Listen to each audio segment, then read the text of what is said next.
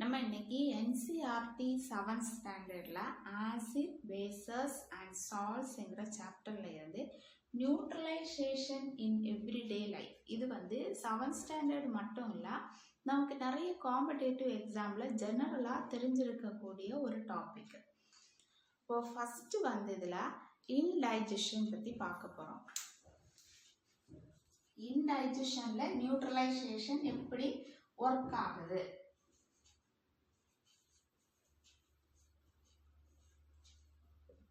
டைஜஷன்னா என்ன?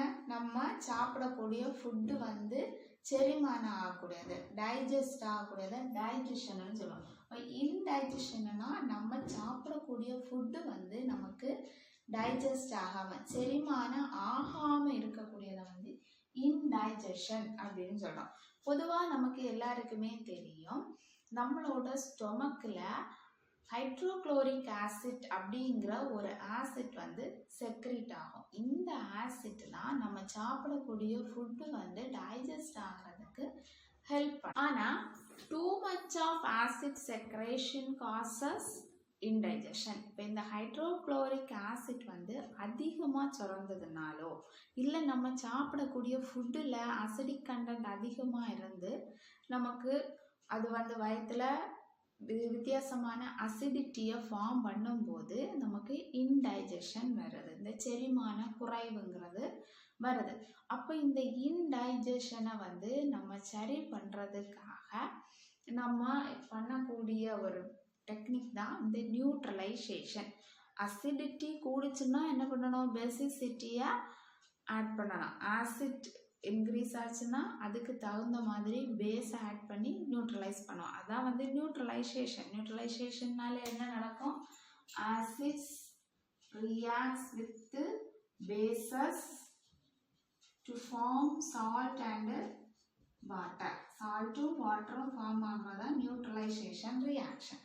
இப்போ இங்கே நம்ம ஸ்டொமக்கில் அசிடிட்டி ஃபார்ம் ஆகுது. இப்போ நம்ம ஒரு ட்ரிப் போகிறோம், பிக்னிக் போயிட்டு வர்ற வழியில் ஸ்ட்ரீட் ஃபுட் பார்க்குறோம். ஸ்ட்ரீட் ஃபுட் பார்த்த உடனே என்ன பண்ணுது? நமக்கு ஒரு டெம்ப்டேஷன் வருது, இந்த ஃபுட்டை வாங்கி சாப்பிடணும்னு. நல்ல ஜங்க் ஃபுட்டாக இருக்கும், அதை வாங்கி எல்லாரும் நல்லா சாப்பிடுவோம். சாப்பிட்டு முடிச்சு கொஞ்ச நேரம் ஆகிறதுக்கு முன்னாடி என்ன நடக்கும்? சிலருக்கு ஒரு மாதிரி நெஞ்செடுப்பு மாதிரி இருக்கும், ஒரு அசிடிட்டி ஃபார்ம் ஆகும். சிலருக்கு வாமிட்டிங் சென்சேஷன்ஸ் இருக்கும், சிலருக்கு ரொம்ப டயர்டாக ஃபீல் ஆகும். இந்த மாதிரி இருக்கக்கூடியது தான் நம்ம இன்டைஜஷன் சொல்லுவோம். இந்த indigestion causes painful also. Sometimes it makes painful. To relieve this indigestion, we use some antacids like milk of magnesia. இப்போ இந்த ஸ்டொமக் அப்செட்டு, வாமிட்டிங் சென்சேஷன், நமக்கு நெஞ்சு எரிச்சல் மாதிரி இருக்கக்கூடியது, இது எல்லாத்தையும் நம்ம ரிலீவ் ஆகிறதுக்காக நம்ம ஆன்டாசிட்ஸ் யூஸ் பண்ணுவோம். பொதுவாக யூஸ் பண்ணக்கூடிய ஆன்டாசிட்ஸ் என்னது? Milk of magnesia.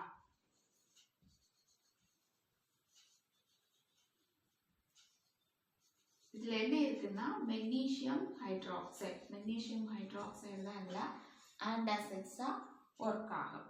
இப்போ இந்த மில்க் ஆஃப் மெக்னீஷியாயை நம்ம சாப்பிடும்போது நம்ம உடம்புல ஃபார்ம் ஆகிருக்கக்கூடிய அசிடிட்டியை இந்த மில்க் ஆஃப் மெக்னீஷியா நியூட்ரலைஸ் பண்ணும். இந்த மில்க் ஆஃப் மெக்னீஷியாவோட நேச்சர் என்னது? அது ஒரு பேஸாக இங்கே ஆட் பண்ணுது. இப்போ ஹைட்ரோக்ளோரிக் ஆசிட் அதிகமாக செக்ரீட்டாக இருக்கக்கூடியதை இந்த மில்க் ஆஃப் மெக்னீஷியாங்கிற பேஸ் நியூட்ரலைஸ் ஆகி அது நமக்கு ரிலீஃப் கொடுக்குது இன்டைஜஷன்ல இருந்து. நெக்ஸ்ட் நியூட்ரலைசேஷனோட use in everyday life and byte.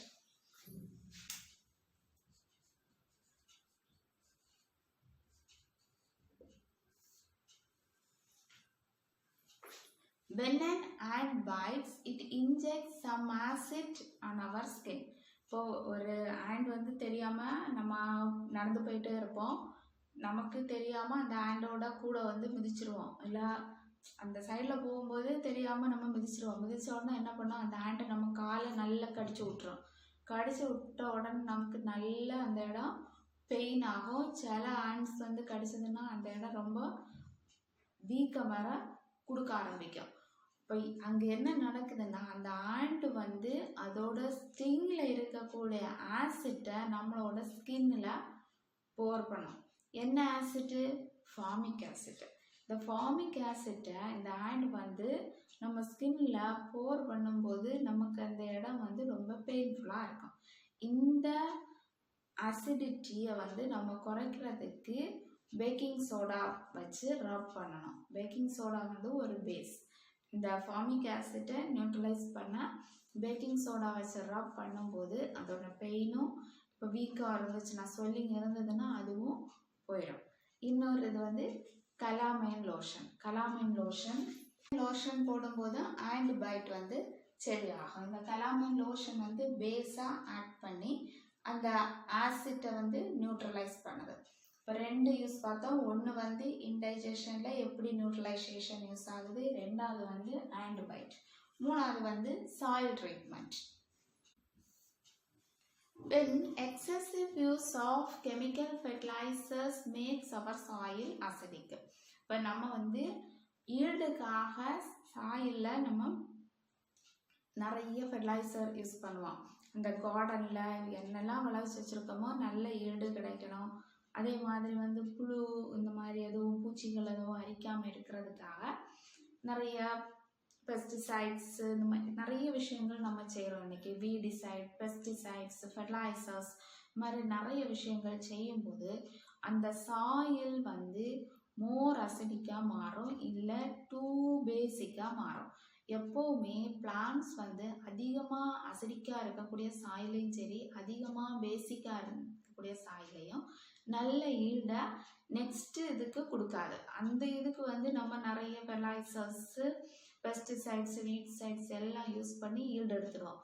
Next இதுக்கு அந்த சாயில் அவ்வளவு ஈல்டை கொடுக்காது. அப்போ அந்த சாயிலை நம்ம நியூட்ரலைஸ் பண்ண டூ அசிடிக்காக இருந்தால் குயிக் லைம் இந்த மாதிரி இருக்கக்கூடிய பேஸை வந்து அந்த சாயிலில் ஆட் பண்ணணும். When the soil is too acidic, we can mix the soil with the quicklime, that is calcium oxide or slaked lime, calcium hydroxide. Calcium ஆக்சைடோ இல்லை கால்சியம் ஹைட்ராக்சைடோ வச்சு அந்த சாயிலில் வந்து நம்ம நியூட்ரலைஸ் பண்ணுறோம்.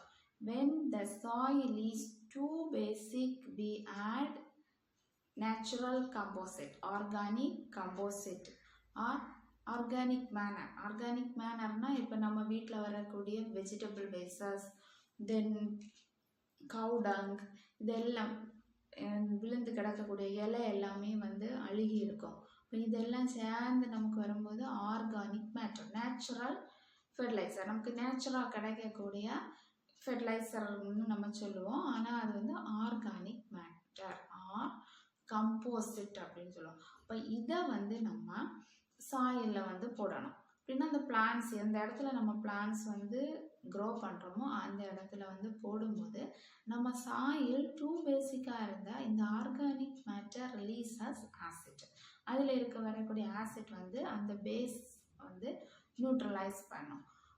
இந்த மாதிரி நம்ம சாயில் மோர் அசிடிக்காக இருந்துச்சுன்னா பேஸ் யூஸ் பண்ணி நியூட்ரலைஸ் பண்ணணும். நம்ம சாயில் மோர் பேசிக்காக இருந்ததுன்னா ஆர்கானிக் கம்போசிட் யூஸ் பண்ணி சாயிலை வந்து ட்ரீட் பண்ணணும். நெக்ஸ்ட் யூஸ் வந்து ஃபேக்ட்ரி வேஸ்டஸ்.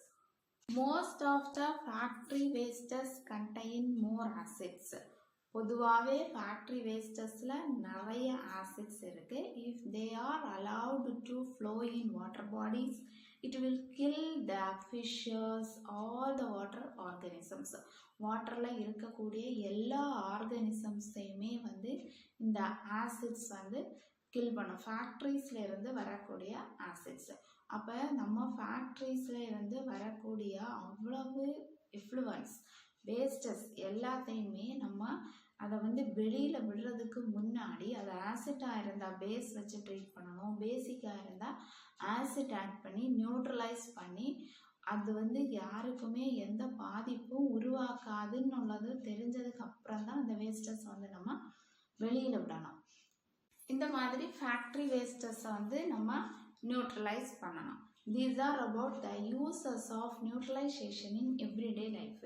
இப்போ என்னெல்லாம் யூஸ் பார்த்தோம்? இன்டைஜஷனில் நம்ம வந்து ஆசிட்ஸ் யூஸ் பண்ணுறோம். இன்டைஜஷன் வரனாலே நமக்கு வந்து எப்படி வருது, மோர் ஆசிட்ஸ் வந்து நம்ம உடம்புல செக்ரீட் ஆகிறதுனால வரக்கூடியது. அப்போ அதை வந்து milk of magnesia acids use பண்ணி நியூட்ரலைஸ் பண்ணுறோம்.